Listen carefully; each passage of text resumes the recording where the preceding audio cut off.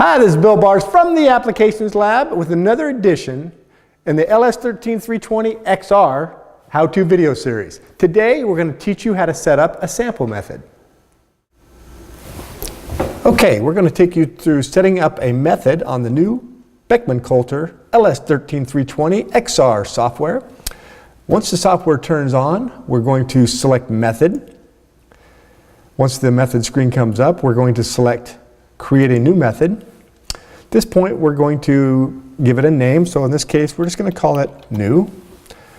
Module type, we're going to select for this demonstration Tornado. And then we can put a comment in here if necessary. We're just going to call it Test for lack of something better.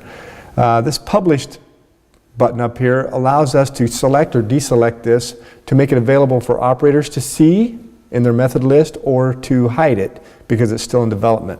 We're going to publish this method and we're going to change the sample loading or the amount of obscuration to about 5%. Then we're going to move on to the next screen, Module Settings. This is where we select those settings that apply to the module. In this case, it's spitter speed.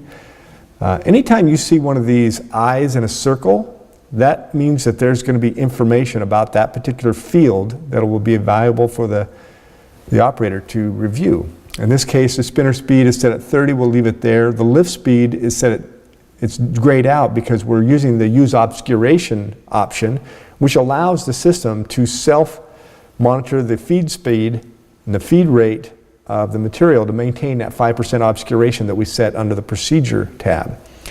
We're going to leave the vacuum settings as the default and move on to sample properties.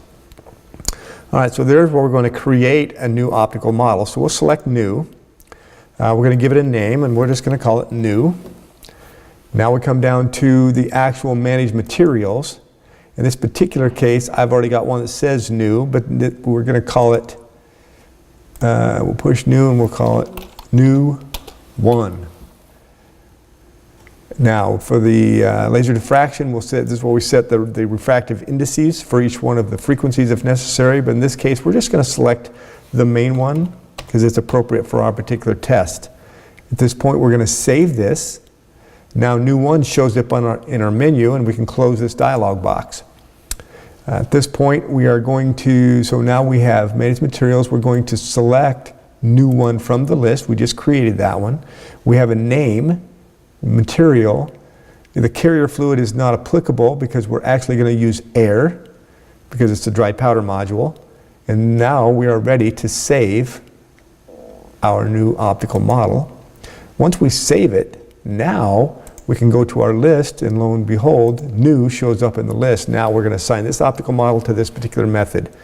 As we move forward to the Workflow tab, here's where you would enter in specific information about your sample properties or method or preparation that would be appropriate. So we'll just say use minimum of 1 gram.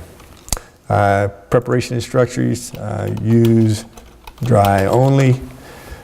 Here we have sample identifiers. This is important information that you want customers to enter in and attach it to the sample that would be appropriate for them. So this is where we name a field.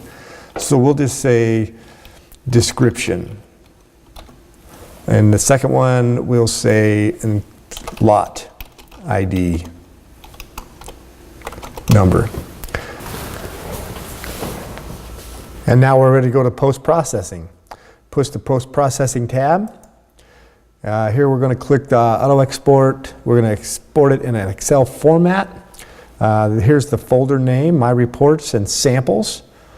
We're going to save that as the default along with auto printing at the end of each sample run. When that is complete, you have now completed the creation of a sample method in the new Beckman Coulter LS13320XR software. Well, that concludes another edition in the LS13320XR how-to video series. And remember, a day without sunshine is like night. I am Bill Bars reporting. Good day.